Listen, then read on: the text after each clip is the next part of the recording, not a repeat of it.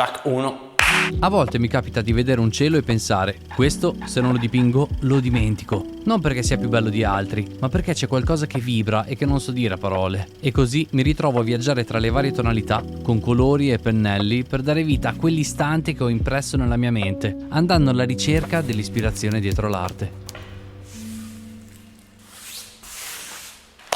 Questa sarà una settimana di fuoco, perché è la settimana prima della Design Week, è una settimana molto viva qui a Milano, quindi non vedo l'ora di viverla. Tra l'altro farò 2 installazioni, una sarà qui nel mio studio e l'altra sarà nel cuore di Brera, cioè al MUSAB, al Museo Astronomico. Quest'anno porterò arte e anche tanto design, quindi mi fa molto piacere creare questo connubio tra le due, e nel mentre mi dipingo questo cielo. Voglio giocare con dei toni un po' particolari, con la luna che andrà da una tonalità blu profondo fino a toccare un celeste chiaro.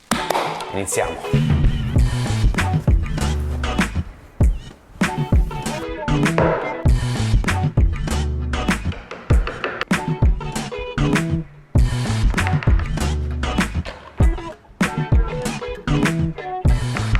Inizio dal cielo e, come sempre, dipingo con gli smalti acrilici perché sono rapidi, ma anche perché, quando i colori si asciugano subito, ti obbligano a scegliere. Quindi nessun ripensamento, come certi momenti nella vita.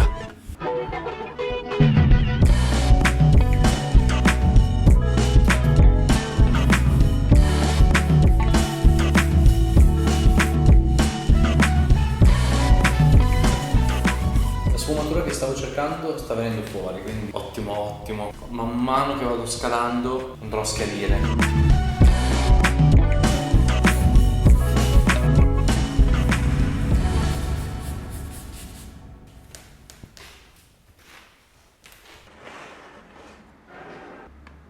La luna arriva sempre dopo, non irrompe mai. Lavorarci sopra è come parlare con qualcuno che conosci da sempre. L'avevo già modellata prima con la texture materica e a volte penso che anche noi siamo un po' così. Ci formiamo lentamente, prima che qualcuno o qualcosa arrivi a darci colore, e solo allora, davvero, tutto prende vita.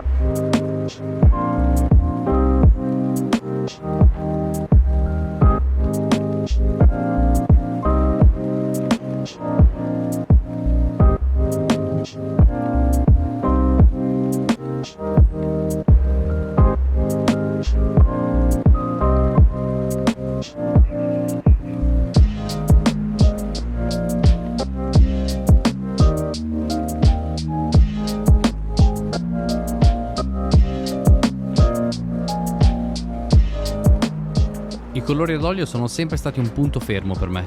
Certe sfumature, certi passaggi di luce, con l'olio riesco proprio a renderli vivi, profondi. Averli studiati mi ha insegnato a rispettare i tempi del colore, ad aspettare il momento giusto per intervenire. Con l'olio spesso è nell'attesa che nasce la sfumatura più bella.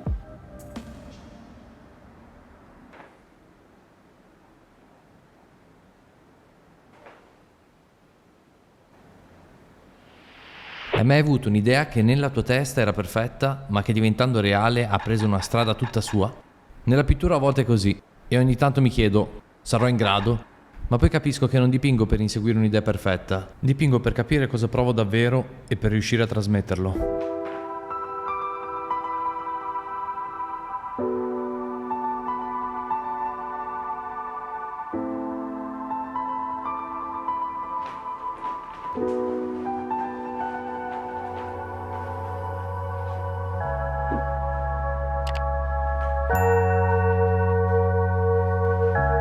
Aggiungo le ultime ombre e qualche riflesso più chiaro. Sono quei piccoli passaggi che servono per far respirare la luna, a farla sembrare più vera, più presente. Senza di quelli la luna sembrerebbe piatta, come se mancasse qualcosa. L'opera è finita, spero vi piaccia.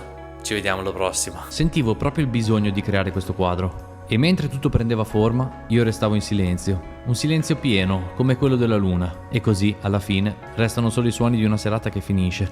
E lei, la luna, che ci guarda.